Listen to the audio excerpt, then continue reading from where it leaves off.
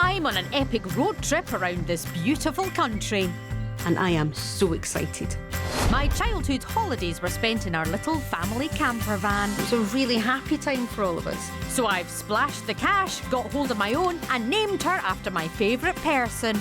Say hello to my wonderful camper van, Helen Mirren. I'm now on an 800-mile adventure. Here we go. Round the length and breadth of Britain. So I'm in charge of the ship. To find beautiful places. It's so nice. And hidden corners. There's a sheep in my hood. It's a celebration of amazing locations. Hello. Yes! He waved at me. Both big. Oh, my word. And small. I had a dream like this once, I think, after eating a lot of cheese. So saddle up. And join me. If we do that. I'm Godzilla. On a magnificent adventure. It feels so wrong to be in first gear the entire time. On my grand day out.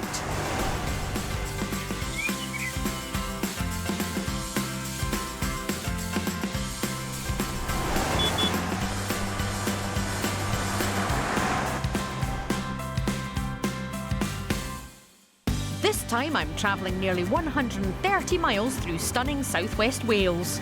Nice! Exploring a place said to have one of Europe's finest coastlines. Wales is having a very strange effect on me. It promises to be a road trip full of exciting adventures. I'm trying to go that way. As I push myself, Oh no, I'm really, really frightened now. and Helen, to the limit. I'm gonna get above 30, I'm gonna get above 30. The southwest peninsula of Wales stretches from the historic kingdom of Ceredigion in the north down to the green valleys of Carmarthenshire in the south. So I'm in Wales on a road trip, full of optimism and positivity. Been to Wales loads of times, never done anything like this. And I am up for a road trip of surprises. That's what I'd like. I'd like to see what Wales has to offer. I'm absolutely ready for this, whatever might happen. La, la, la, la. And the first place I'm keen to visit is Munt Beach, with its spectacular views out to Cardigan Bay. Ooh, that's beautiful. Cardigan Bay stretches out to the Irish Sea, and at 129 miles long is the largest bay in Britain, which doesn't make it any easier to work out exactly where I am. I did orienteering at school and I very much enjoyed it. I would say most of it was blind luck though, rather than map reading. From here in Munt, I'm going to travel south, over the Preseli Hills and on to St David's, then continue along the stunning Pembrokeshire coast before going east into Carmarthenshire to the iconic Pendine Sands, which I'm hoping might be a little less breezy. Okay, I'll use my cappuccino. Okay, now we are here and I'm going to travel southwards. Look at this, I need... So, we're going slightly south of the coffee stain. So what I'm going to do now is I'm just going to let this map dry a little bit before we get back on the road again. Well, the coffee and the gentle breeze have perked me up, but I think Helen could use a little TLC. One of the glorious quirks about Helen is that the engine and all of the accoutrements it's basically under the front seats. So, here we go. This is where you get to appreciate the deep throaty purr that Helen makes when you start her up.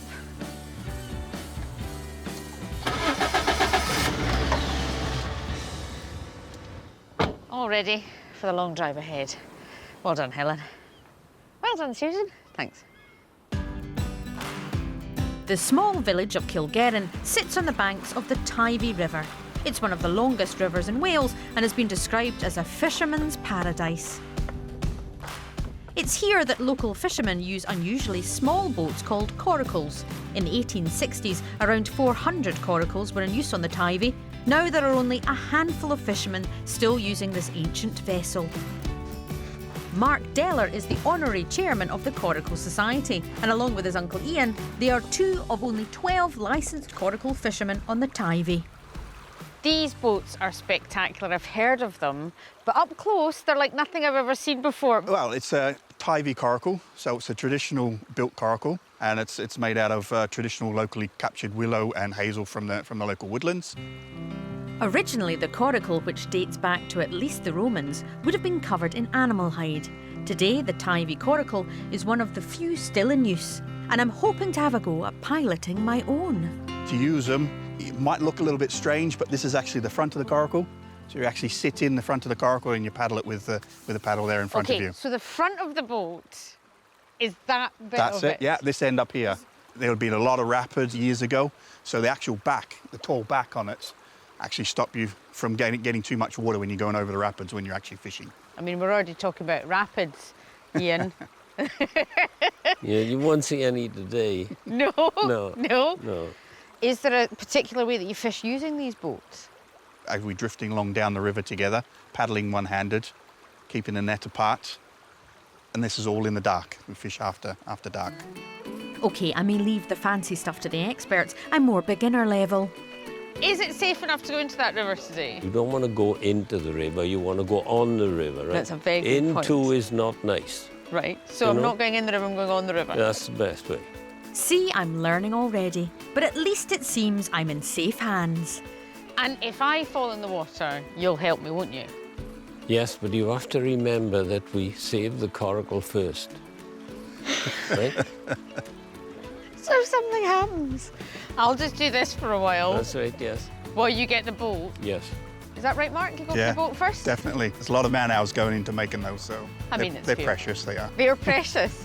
Implication, I'm not. Confidence boosted, it's time to get hands-on. I mean, I resemble a turtle, I'll be honest. I mean, the boat's bigger than me, that's the thing. OK, here we go. Just a gentle meander along the river. Hi, Ian. In a nice straight line. I mean, I'm going at quite a pelt. I'm going I at know, quite a pelt. That's the river, I'm afraid. See, now you've learned how to turn it. I don't think I was meant to learn how to turn it, was No. I? I'm Yes. trying to go that way. I mean, it's really just seeing 2 expert fishermen looking at a woman going round and round in a boat. That's really what this is. There's hundreds of years of tradition in these boats. I can't let the side down. My goodness. Just try that, just like you're going up and over the hill and back down again. Oh, yeah, we go. Yeah? Right, Calman, come on. For goodness sakes. I think I'm getting the hang of it. I think I'm getting the hang of it. You're there. Tidy. Tidy? Tidy. Yeah. Now that's a compliment. I think they're impressed. Don't get carried away, Susan. Yeah. Let me get back to the bank. Oh, I'm going quite far away. Someone come and help me. But you are going out a bit, yes. Don't Thanks. worry, we'll sort it out from behind got now. me? Yes. Okay.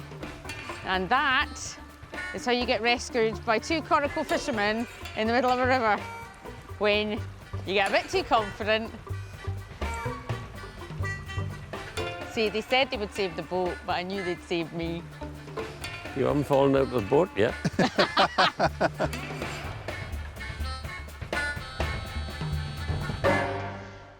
That was one of those wonderful little moments of happy that you sometimes get on a beautiful river in Wales with 2 absolutely gorgeous, gentle men. I'm not going to forget that in a while.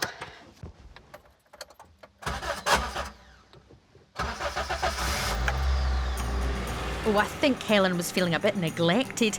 I need her now, though, as I'm leaving the Towy behind and heading south and up into the Preseli hills.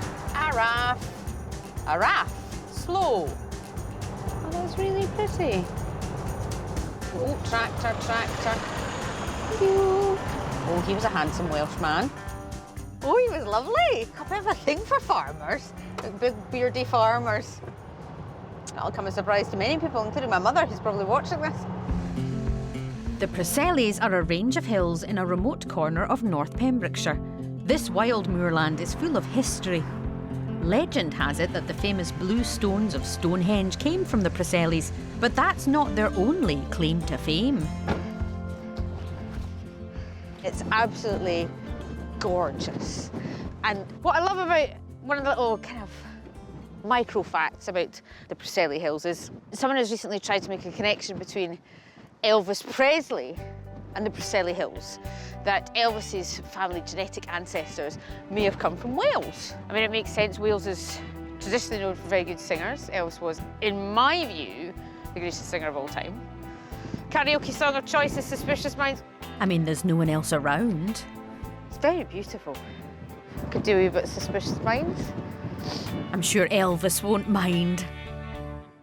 We're caught in a trap. I can't walk out because I love you too much, baby. I think I was born for the rock and roll lifestyle. It's getting a bit chilly. Cup of coffee in the van? Yeah, I think that's a cup of coffee in the van. Oh, here we go. Thank you very much. Oh, this is the best day ever.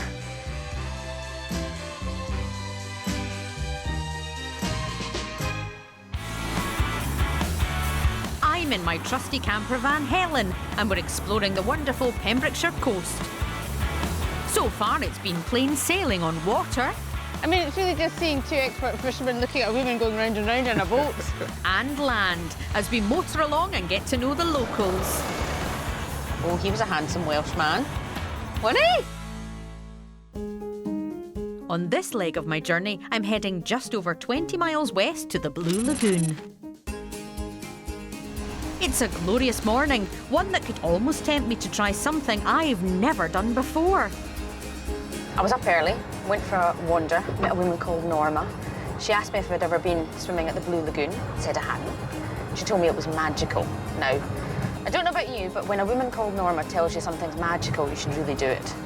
I don't think Norma would lie to me. Though I don't remember her saying anything about the view.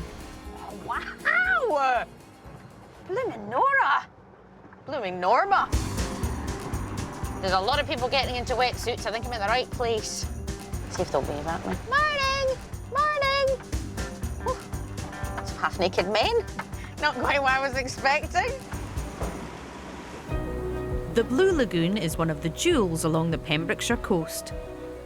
This blue-green oasis was once a slate quarry, which gives the water its distinctive colour. But surrounded by high cliffs, it's not an easy place to find. I'm meeting water sports enthusiast Cleo at Aberystwyth Beach, and I'm hoping she might show me how to get to this hidden gem. Hi, Cleo. How are you doing? Tell me about the Blue Lagoon. You can't see it from here, can you? It used to be an old slate quarry back in the day, and then when they finished, they dynamited the channel, flooded it with the sea, and it's now this big turquoise blue lagoon that we can jump in, swim in. And swimming in it is what I want to do today. This to me is quite a challenge. Full disclosure, Cleo, when I was younger, I watched Jaws. Like many of my generation, I was too young, I watched Jaws, I thought there were great white sharks everywhere. Can you reassure me there are no great white sharks out there? Yes? Not the definitive answer I was hoping for. There's unlikely to be a great white shark in the Blue Lagoon. Very, very doubtful. The tide's out, it can't get in. The tide. Notoriously, they only like a high tide, a great white shark, don't they? And how do you actually get to it? Are you going to go that way, round the coast? Can you get that way? You can, yeah. So you can coast steer along, and you can scramble along all the rocks and jump and swim and whatnot. Pardon, hold on, what is coast steering? Scramble climbing along the rocks, so a bit of sea level traversing. It's more like everything your parents told you not to do at the beach as a child, so... Oh, I'm already excited! When I was on the beach with my mum and dad, you know your mum always sounds like, right, Susan, make sure you only go as far as we can see you, don't go near those rocks. You go near the rocks, don't you? And beyond. Coast steering is a high-octane sport that originated in this area in the 1980s. The steep cliffs and deep water in the Blue Lagoon make this unique corner of Wales a mecca for adrenaline junkies. Some of it is quite extreme, so it's always best to try with an experienced guide like Cleo. I haven't swum in the sea since I was 8 years old, and now we're talking cliff jumping. Look, I'm genuinely quite... I'm a bit terrified, but I'm also really excited by it. Oh, you're gonna love it. I'll do the swimming first, and then we'll see how we go about maybe the jumping. We'll see. Yeah? Yeah, you got it. You're all over it. You've got the steely-eyed look of a woman who's going to get me jumping into this flaming lagoon, I can tell. I've never put a wetsuit on before. I don't know why I'm doing this. You Wriggle. wriggle Yeah, wriggle. into it, as if one was wearing a pair of support tights all over one's body. Kind of, yeah. Right. I'll go and get into my wetsuit, and I'll see you at the Blue Lagoon. Okay, just need to wriggle. Just a little wriggle. Ah, there we go. So, while the coasteerers scramble around the rocks, Cleo takes me the more civilised route. How awesome. That is the set of a Bond film that's yet to be made. With a tiny lady Scottish Bond villain. That's incredible. Sweating slightly in my wetsuit, Cleo, but let's go. Let's get in the water. Come on, we can do this. Not sure I'll be sweating for long. That water may look Caribbean blue, but I doubt it's going to feel like that. Though the seals don't seem to mind. Coming in.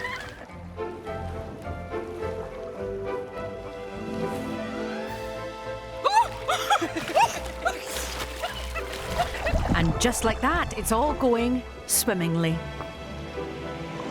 It's amazing. I've never been swimming with my trainers on before. And that's not the only first. Apparently Cleo knows a spot I can try a jump. Glad I've got my safety gear on, even though I'm told it's a Calman-sized jump.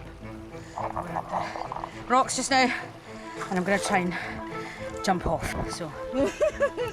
Yes, steady. So just choosing where to go from. Where do you suggest, Cleo? You just want to be stood on this edge. Yeah? Take a nice big step out, land feet first, body nice and straight. She makes it look so easy. Wiggle your way down. Wiggle my way down. Okay, here we go. And I seem to have drawn a crowd. Hi, everyone. Quick, there's loads of people! Deep breath. Oh, no, I'm really, really frightened now. Honestly, just take that big deep breath. It really does help. Come on, Susan, just do it, just do it, just do it, just do it, just do it. Oh, God, I'm so frightened.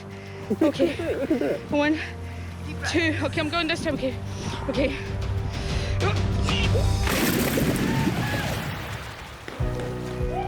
Thanks, guys. Thanks, guys. One small step for mankind, but one giant leap for a Calman. So my heart rate's still going about 1 million to a dozen. I know it doesn't look like it was very high, honestly. I was so terrified. I've just never done anything like that before. And I started the day being frightened of the sea, and I just jumped in it. And I'm proud of myself for doing it. It's so calm, and it's so beautiful, and it's so utterly wonderful. I wish I'd gone higher. But there's always a next time, isn't there? Next time, I'll definitely go higher.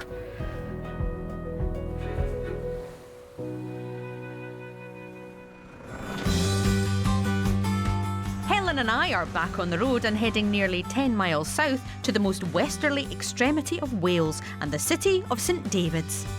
By virtue of its impressive 12th century cathedral and with a population of a little more than 1,600, it lays claim to the title of Britain's smallest city. Sounds just up my street. After all, they do say good things come in small packages. Okay, so we're in St David's. It's very, very beautiful. Let's have a look. Town itself is called Charismatic in the guidebook. I think that's right. When I was driving through, they've got a lovely high street with some little shops. I need to get some gifts, I think. So I think we should go for a wander, see what we can see. So, I'm in a city, time for a spot of shopping. And the first one I found. A book for me to read. There's even something for Helen. Oh, Driver's Atlas of the British Isles. And this lovely little city has another shop that's caught my eye. Hiya! Hello, Decariad. How are you? I'm very good. How are you? Very good. Nice to see you. I've been watching you on television. Oh, thank you very much indeed. Now, I know exactly what I want. Yes. What? If that's okay. From the cabinet? Yes, from the cabinet, if that's okay, because I have seen my mum's favourite chocolates. Which are? It's the violet creams. I'm going to have them, and then I'd like that, and I'd like that. Have it, Cariad. Because I'm in a camper van and I need sugar because, Sustenance. you know, if my sugar levels drop, honestly, who knows what'll happen to me. Not much chance of that now. What's this for tasting? Is Sarah's fudge. Can I try a bit? Yes, please do. Please help yourself. Can I just say, that is absolutely top notch. It's stunning, isn't it? Beautiful. Diolch yn fawr. Pardon? Now's my chance to learn some Welsh. How do you say thank you? Diolch. Diolch. Diolch. Diolch. Diolch. Diolch. Diolch yn fawr. Diolch is thanks. Diolch yn fawr is thank you very much. Diolch. Diolch is That- thanks. is that okay? That's thanks, yeah. Diolch. Popeth yn iawn. Everything's all right. I might just stick to the chocolate. And cariad is darling if you've got somebody special. Cariad is darling. Cariad? Oh, yeah. It's a good word. Is cariad Especially if he's darling? nice. Yeah. Cariad, love, darling. Why did no one tell me that at the start of this? Cariad is darling or love? Yeah. Oh. Diolch, cariad. Diolch. Iawn. Oh. Thanks. Now to get back to my cariad, Helen. I'm about to do a bit of a long drive and I need some tunes. So, I have to do this because there's no radio in Helen. So, old-fashioned. Here we go. Time to leave one Welsh legend for another. Thank you, St David. Hello, Sir Tom. And Helen's feeling the beat too. She really is our best when she's bumping along the road. Well done, Helen. Nice. This is one of the most enjoyable drives I've ever had in my life. It's really, really lovely.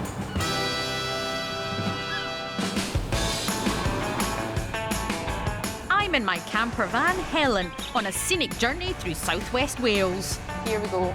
First real Welsh hill for Helen. Taking in the spectacular corner of Britain. Me and Helen are continuing south, hoping to reach a rather beautiful part of the coast. Oh, that's lovely. It's always quite special when you're driving along and the countryside just kind of opens up in front of you and you can finally see where you're going to. Pembrokeshire is home to the only coastal national park in Britain, and at 240 square miles, there's a lot to explore. There can be few places that are more stunning than the secluded beach at Broadhaven South. This is utterly brilliant, this beach. It's the kind of thing you'd see in a movie. It just seems like a beach that's full of adventure. You know, as a kid, I would have loved to have come here and have a run around and roll about in the sand. I know I'm an adult, but why not, eh? It's an adventure beach, let's do it. Have a run around.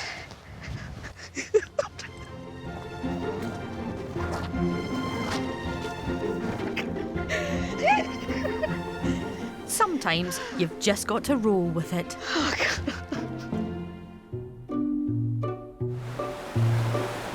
And clearly today, this beach is a hive of activity. Hi there. Hiya. Hello. You all right? Yeah, I'm fine. I'm sorry to bother you. I couldn't help see you snipping seaweed with scissors. What are you doing? Oh, collecting seaweed for my cafe, yeah. Oh, brilliant.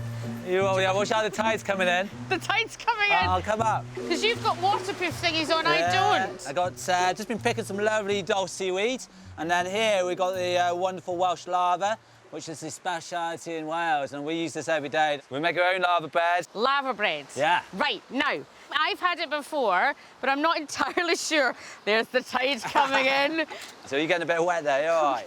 I'll rescue you if we're going to get to. Now, this is what I knew you would rescue me. Sorry, what was your name? Jonathan. Jonathan, I'm Susan. I could tell you would rescue me. Righto. So, tell me what lava bread is. Well, lava bread is literally this seaweed, lava seaweed. Lava seaweed is only 1 cell thick. It's beautiful, and basically lava bread you boil with lava seaweed for about 7 hours. You end up with this like green puree, and then you kind of mix up porridge oats with your bacon, and we've been eating in Wales for hundreds and hundreds of years. I know what you're thinking. Where's the bread? Spoiler alert, there's no bread in lava bread. This Welsh delicacy has been eaten in Britain for hundreds of years, but it was in the 19th century that it became a cottage industry in Pembrokeshire. Collected seaweed would be dried out in small huts dotted along the coastline. Then it was kneaded and formed into balls or rolls like dough, which would be eaten raw or fried with oatmeal and butter. They call it the black gold. That's what makes the Welsh rugby team so good, is this lava seaweed you see there. It just gives that extra depth of flavour. So if you want to impress anyone, stick some seaweed in it, and even a little bit, and it just makes it taste better. Simple as that. If I'm trying to having a romantic dinner, Yeah. just put some seaweed in that for you. Do you think that'll do it? But, what they do say it's a natural aphrodisiac. So I got some in here, actually. You want to have a look? Yeah. I warn you, it doesn't look pretty. You know, this is the... Nothing makes me happier than a man on a beach opening a rucksack saying, I warn you, it doesn't look pretty. Oh, wow. Oh, here we go. Oh, my goodness, let me have a look. Culinary Welsh DNA right there. That's culinary gold, That's culinary gold, and Yeah. I'll keep you going strong all your days. Do you have any that I could take away with me? Yeah, of course. Yeah? I might have, I always bring a spare, just in case. You never know who you meet down the beach. Oh, it's beautiful. 'Cause it's Shall I all wash it in covered- the sea for you? Just Oh, to yeah, wash freshen it in up? the sea. This is almost romantic. I don't know what's happening. This does feel genuinely strangely romantic. It does As too. you wash my lava bread in the sea for me and the sun is in the sky. Wales is having a very strange effect on me. Good. Because I'm doing things I've never done before, including flirting slightly with a man by the sea. Thanks, Jonathan. Yeah. I don't know what's happening. I think I might have had too much sun.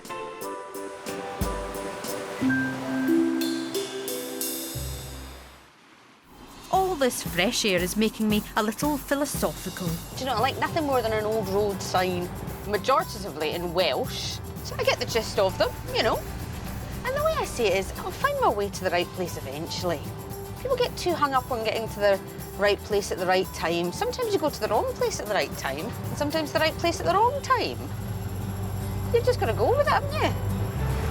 And the next right place for me and Helen is the seaside resort of Tenby.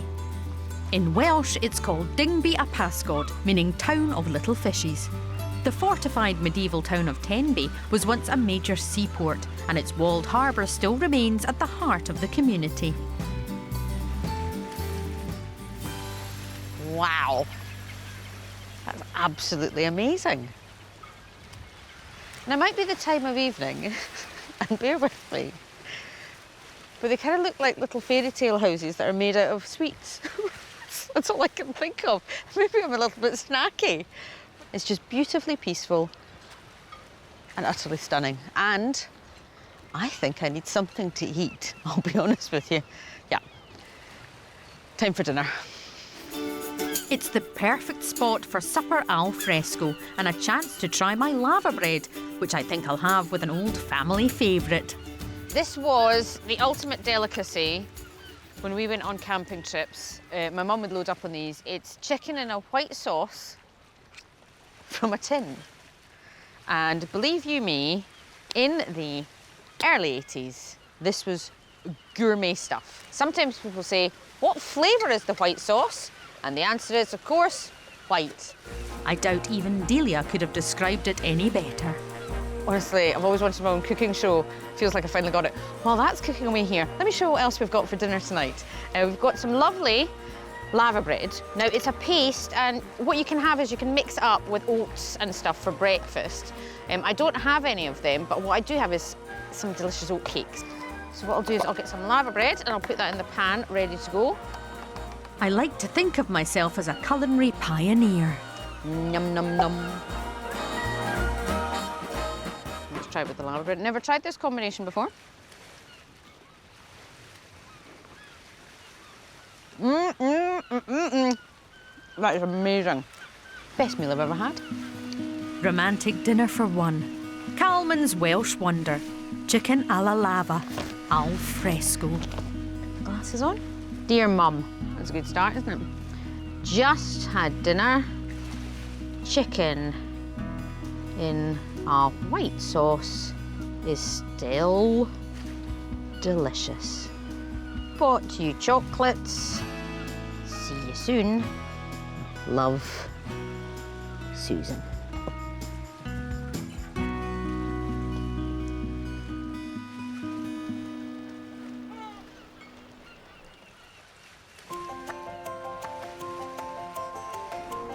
As I continue my adventures across Wales, I'm keen to see what other delights wait around the corner. Come on now, come on. There we are. And not even the weather can dampen my spirits. You can probably hear a little bit of rain on the windscreen. Just adds to the atmosphere, I think. I think if a day starts with rain and then brightens up, you're more grateful for it, aren't you? There's nothing more special, I think, than the tantalising glimpse of a brighter day, somewhere over the horizon, hoping that it's coming your way. We're leaving Pembrokeshire behind and making a short trip east into Carmarthenshire, bound for the small town of Larne. It's clearing up nicely, she said with the optimism of someone who travels round. Oh, there's such a draft coming in the right-hand side. Woo-hoo-hoo! Wales has inspired a wealth of writers and artists, but its most eminent literary son is the legendary poet Dylan Thomas, who spent much of his life here in Larne. His famous work, Under Milk Wood, which started as a radio play, explores a day in the life of a small fishing community. Full of Thomas's vivid poetry, the play has been translated into more than 30 languages and performed by glamorous stars like Elizabeth Taylor and the inimitable Richard Burton. Many believe that the play's fictional town of Carrigabb is based on Larne. I'm heading to Thomas's former home, the Boathouse, where Maggie James of the Larne Players Amateur Dramatics Group knows more. A lot of places, well, a few places, claim to be the setting of Under Milk Wood, but Larne possibly has quite a good claim to it. I think we've got the edge. I think we've got so? the edge, definitely. I think if you lived somewhere and had an association, he probably was using these as terms of reference, wasn't he? He talks about Larne being balmy in both senses of the word, and I think that roots it very much here, because it's in Larne that you do find all these amazing characters. Everybody knows everybody's business, and if they don't, they make it up anyway. That's how Larne works, you know. So it's still performed here. Do you still perform Under Milk Wood? We do. Oh, Maggie, I can't tell you how pleased I am. Some of my greatest and happiest nights have been watching local players, because I think it's people living their absolute best life doing what they want to do. I love it. OK, Susan, now's your chance. Larne Players, here I come. How would one make one's way into the Larne Players production of Under Milk Wood? Well, if one was so inclined to join the Larne Players, yes. one might come along, Right. turn up to a rehearsal and do a reading. A reading, right. Just prepare yourself, Maggie. You may have seen things before. You've never seen anything like me acting. I mean, what can Richard Burton do that I can't? I'm not going to do a Welsh accent. It's OK. It's fine. I mean, Universal. Larne is a very cosmopolitan, or was a very cosmopolitan area. I'm not offending anyone. No, you'd probably offend the Welsh if you did it in Welsh. Well, I think I would, and I'm not going to do that. OK, try my best, then you can tell me if I have any ability to join the Larne Players. Okay. Right, Calman, you've softened her up. Now land the part. Where'd you get that nose from, Lily? Got it from my father, silly. You've got it upside down. Oh, there's a conk. Look at your complexion. No, you look. Needs a bit of makeup, needs a veil. Oh, there's glamour. Oh, well done. Well done. This must be how Elizabeth Taylor felt. That was lovely. Really? It was lovely. It puts a completely different slant on the character itself and just shows how good the writing is. Can I join? Yes. I've never passed an audition before, Maggie. I've been trying for years. Yeah, lovely. Thanks, Maggie. Well, we meet in the pub Yes, let's meet in the pub, Maggie. for rehearsals. As I said, I love amateur dramatics. Before I leave Larne, there's one more place I must visit.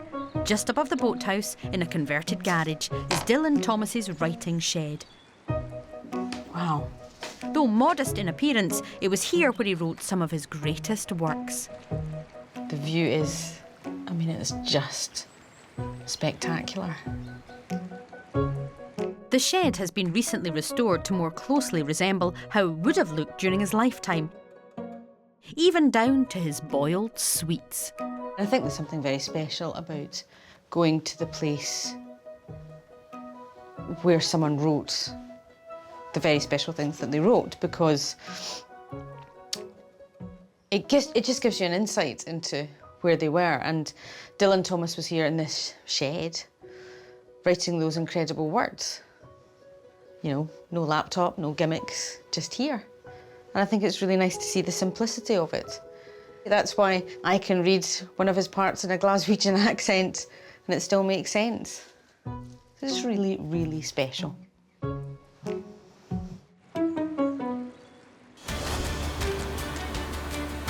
I'm almost at the end of my Welsh adventure. Wales has been tidy and Helen has not let me down. Nice! There will be no Araf where we're going next. You see, I couldn't leave Wales without taking Helen to the spiritual home of the UK's land speed records. The seaside resort of Pendine and its perfectly flat sand. Helen, prepare yourself. There's going to be a change of pace. Oh, I've been in a bouncier car in my entire life. Linda Cood from Pendine's Museum of Speed is joining me on the beach to pass on a few racing tips. Yes, that's right, myself and Helen are going to make our own mark on the hallowed record-breaking sands.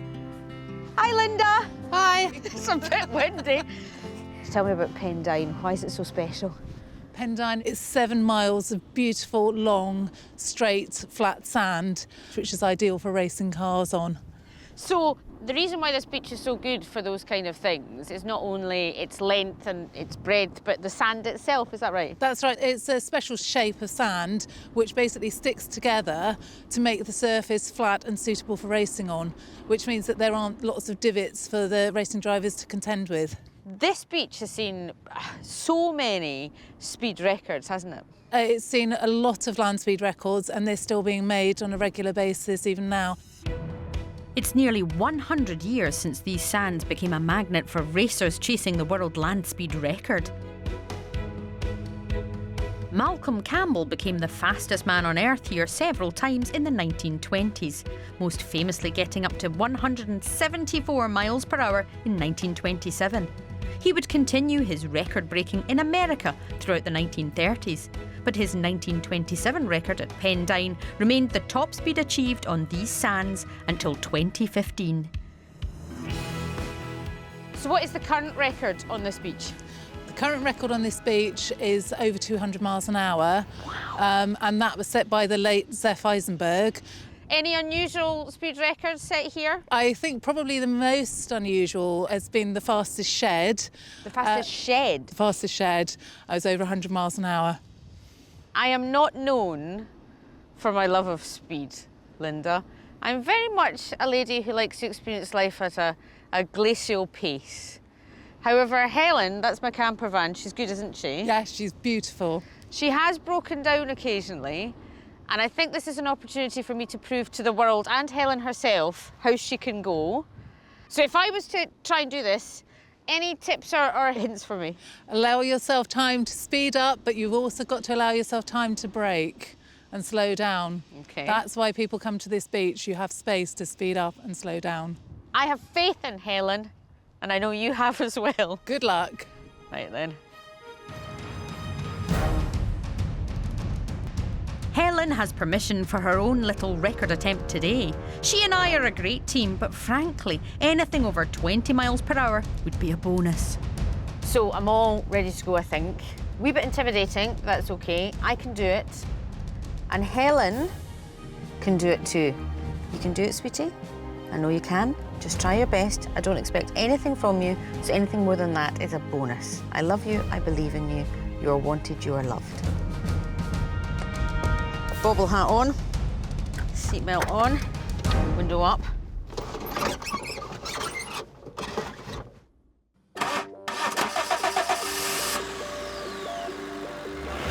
Susan to control, beach is clear, ready for land speed record, over, copy, breaker, breaker.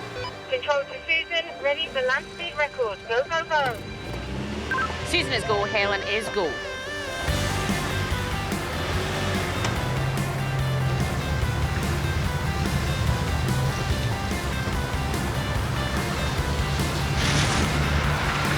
Come on, 20. 25. I'm gonna get above 30, I'm gonna get above 30, I'm gonna get above 30. Come on, come on, come on. That might not sound much, but on this beach, on a day like this, it feels like flying. Come on, Helen, Helen, Helen, Helen. Oh. She's done me proud. Every second of that felt like a triumph. Susan to control, can I have a speed check for the run?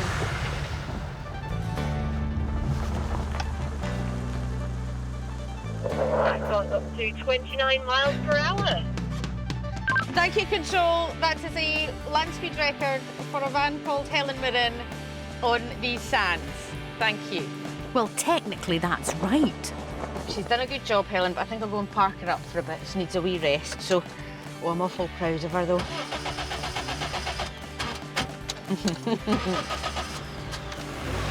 29 miles an hour.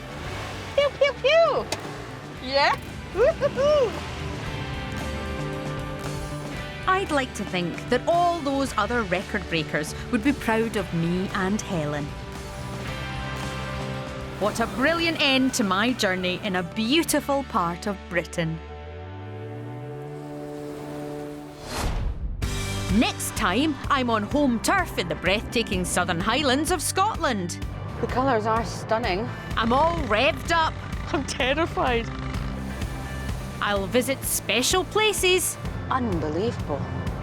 to see astonishing sights I feel like I've won a prize by getting across here. and discover intriguing tales He'd annoyed them by writing secrets about the fairy folk.